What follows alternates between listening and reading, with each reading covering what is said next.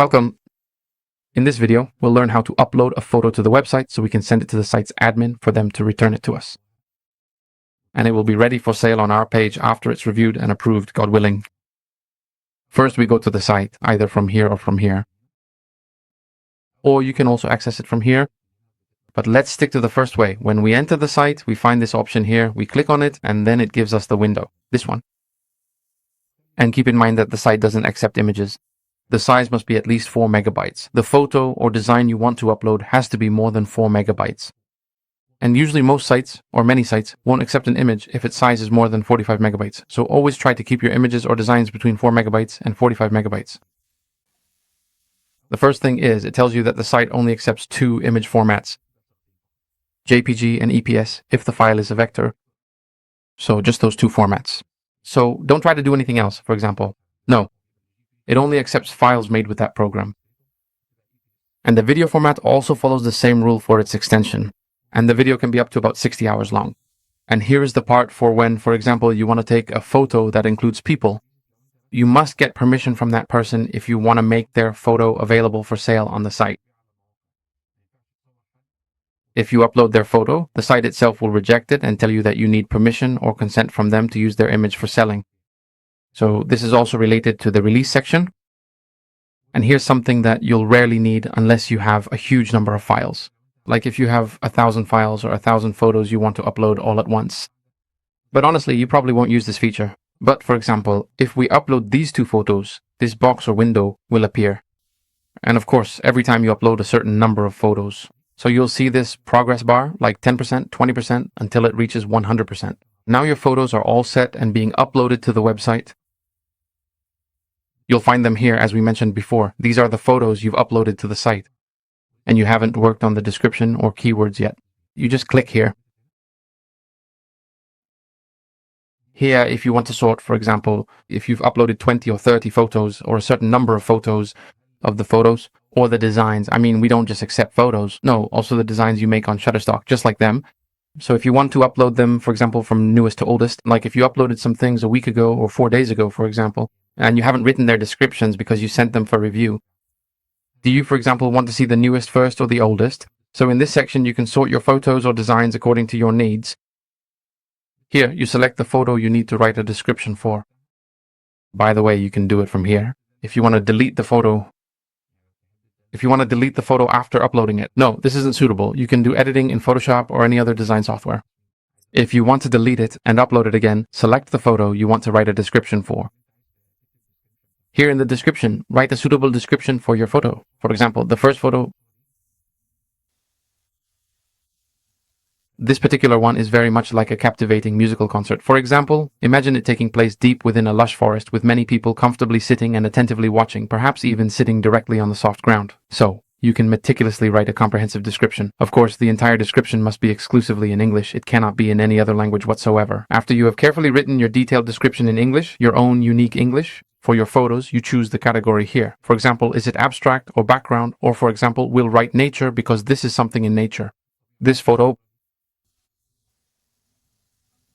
we consider this particular photo to clearly represent a beautiful natural scene or a vast expansive landscape offering a serene view. And we choose, for example, parks or outdoor. You must fill in these 2 fields because the site allows you to submit the photo for review. And it shows the appropriate category for your photos. For example, if you have something related to videos, technology, education, or business. We choose here. Since it's a landscape, we selected nature and parks or outdoor. And how was this stage? Generally, the site suggests a number of keywords for you. So, for example, here, as soon as you upload a photo and select it, the site itself tries to analyze the photo and suggest the appropriate keywords. And here, I'll tell you, you have up to 50 keywords. Here, if something is marked with this red sign, it means it's not suitable, has been removed, or there's some issue with it, like the type of something. So anything you check in the box, you'll find the keyword applied to it, like the red lines you see here in the interface. So you have up to 50, but try not to go below 30, for example. You write the description here. Of course, I'm not going to write the description right now, but generally you look at the description and choose what fits your image. I mean, for example, you can write it in English, but it can't be in another language. For example, we can write natural scenery. Mountains with snow, for example, and a house, and a sky in the background with yellow flowers. and green grass. And a house, meaning to clarify the details more clearly. An old wooden house. You can write a description like this, for example. After writing the description, keywords will appear, like mountain adventure, and you try to see if there's anything unrelated to the image and try to write it, for example. For example, the color of the image, if it has a richer color or if it has shadows, meaning part of it is lit and part of it is not. So you write shadow in the keywords. You write anything related to the image because when a buyer comes in, they're searching for something to buy. For example, the more you write on the page, the more this thing will appear to the buyer because the buyer's site is full of images. So the more useful or specific the keywords are, with the image that was written correctly, the image will most likely appear to the buyer on their page and your images will have a higher chance of being selected. For example, you could write cloudy or snow because it's snowing. As we can see, it's snowy, for example.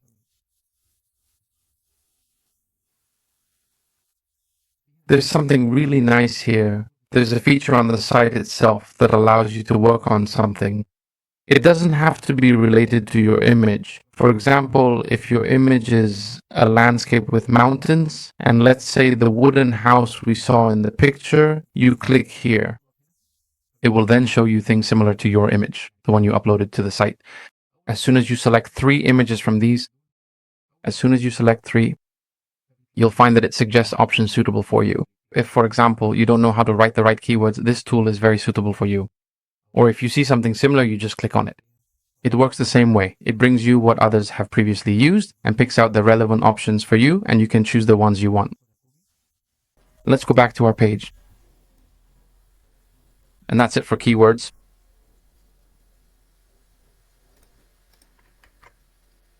We clicked to add them, hit enter, and now we have 46 keywords.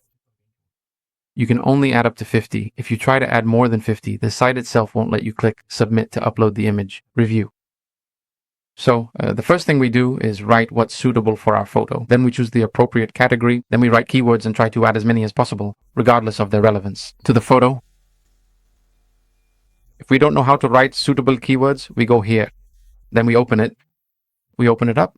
Then we type anything, even if it's unrelated to our photo, because it will show us similar images. Then we take what we've chosen and use it here, all right? If we find that what we've done has resulted in more than 50 images, then you should start removing some here. Delete the irrelevant items. After that, is this a photo or is it an illustration? Meaning, is it something you took with a camera or something you made, for example, with a program like Photoshop or Illustrator?